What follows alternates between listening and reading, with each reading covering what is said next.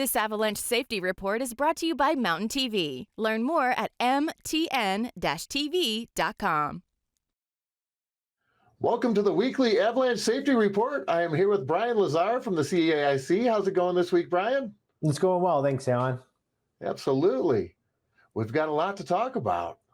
Yeah, unfortunately, this is good news from a stability-wise perspective. And so what you can see here is our homepage map.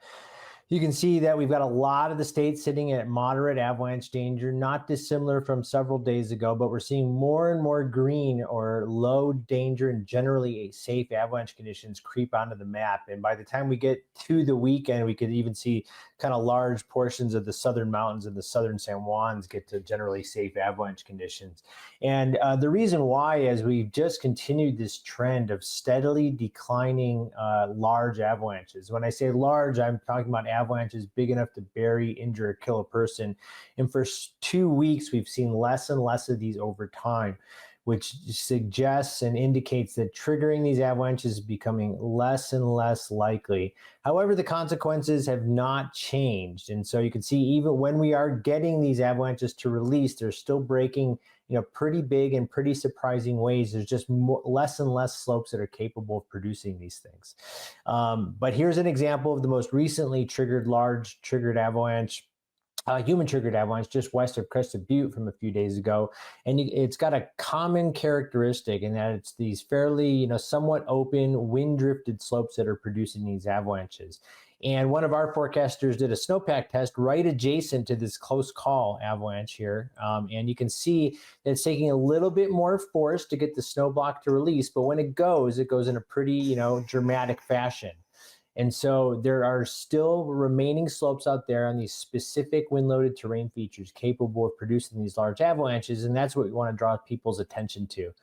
And it's all due to this wind drifting. So we've had a lot of wind over the last week. It moved a lot of snow, as you can see here in this image. And what this has done is wind-loaded slopes like this particular terrain feature, which are the kinds of ones we wanted to avoid. So you can see that the ridge itself in this image has been wind scoured. So the wind has been blowing over the back of this terrain feature and from left to right, loading the right portion of this terrain feature, which then produced an avalanche. And so if we can steer clear of these obviously wind-loaded terrain feature, current conditions offer us lots of terrain to safely recreate in. And if you do find these wind-loaded terrain features, you're often to see the slabs break loose in these areas with thinner, rockier places where it's easier to trigger the avalanches. And I do want to point out that we did have a close call a couple days ago in Rocky Mountain National Park. The summer trail in this image cuts right underneath the bottom of the photo below this cliff band. And you can see that 2 snowshoers pulled out this wind-drifted slab and buried both of them partially. Fortunately, no one was hurt or worse, but it does illustrate that even small slopes can have pretty dangerous outcomes in the wrong terrain feature.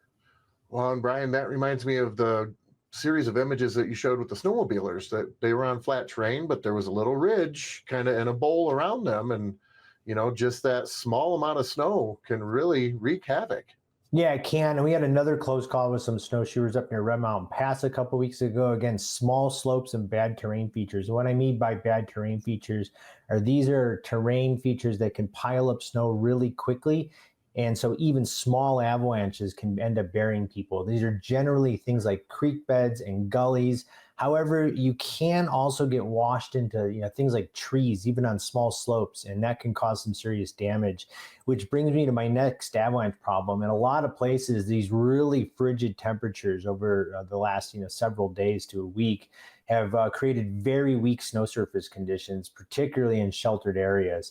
And in some of these places, the snow is weak from top to bottom, and we can see a return of loose facet sloughs. Facets are just really weak snow. So these are loose, cohesionless avalanches, generally harmless unless you're in one of these kind of terrain traps. In this case, you can imagine getting knocked off your feet and washed into the trees could really do some harm, like in this image. But again, even these small avalanches can pile up snow pretty deeply in things like creek beds, gullies, and ravines. So this is going to be the situation as we move through the weekend into the early part of next week with no big snowstorms on the horizon. However, I do want to point out that we have a storm coming in this weekend starting on Friday and continuing to snow into early next week. But the heaviest snowfall, as you can see here, is really going to be confined to the very northern mountains. So this are the Park Range north of Steamboat and the very northern part of the Front Range. We might get enough snow as we move through the weekend to take those areas back up into level 3 or considerable avalanche danger, but the rest of the state should remain on this slow downward trend of improving stability and decreasing avalanche hazard. So as long as you're avoiding those wind drifted slopes, this is a good time to get out there and recreate. Plenty of safe slopes to choose from. You can always stay up to date with the latest forecast at colorado.gov/avalanche. Enjoy the backcountry and be sure to stay alert and stay safe.